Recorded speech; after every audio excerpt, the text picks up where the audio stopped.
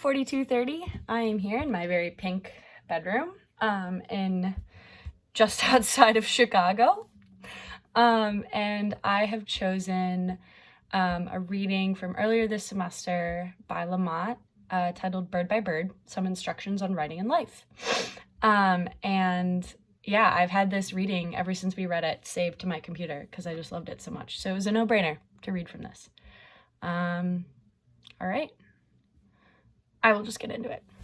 So after I've completely exhausted myself thinking about the people I most resent in the world, and my more arresting financial problems, and of course orthodontia, I remember to pick up the 1-inch picture frame and to figure out a 1-inch piece of my story to tell. One small scene, one memory, one exchange. I also remember a story that I know I've told elsewhere, but that over and over helps me get a grip.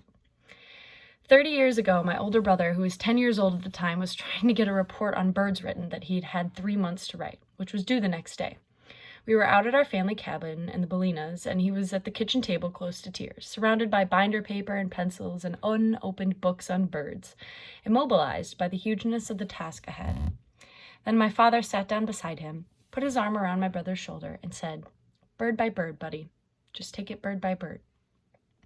I tell this story again because it usually makes a dent in the tremendous sense of being overwhelmed that my students experience.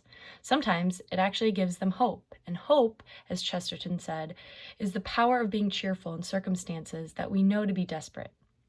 Writing can be a pretty desperate endeavor because it is about some of our deepest needs, our need to be visible, our need to be heard, our need to make sense of our lives, to wake up and grow and belong. It is no wonder if we sometimes tend to take ourselves perhaps a bit too seriously. So there's another story I tell often. Here's another story I tell often. In the Bill Murray movie Stripes, in which he joins the army, there's a scene that takes place the first night of boot camp where Murray's platoon is assembled in the barracks. They're supposed to be getting to know their sergeant, played by Warren Oates, and one another. So each man takes a few moments to say a few things about who he is and where he's from. Finally, it is the turn of the incredibly intense, angry guy named Francis. "My name is Francis," he says. "No one calls me Francis. Anyone here calls me Francis and I'll kill them. And another thing, I don't like to be touched. Anyone here ever tries to touch me, I'll kill them." At which point Warren Oates jumps in and says, "Hey, lighten up, Francis. This is not a bad line to have taped to the wall of your office.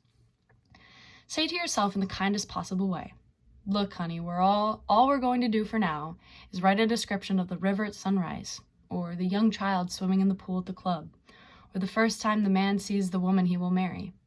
That is all we are going to do for now.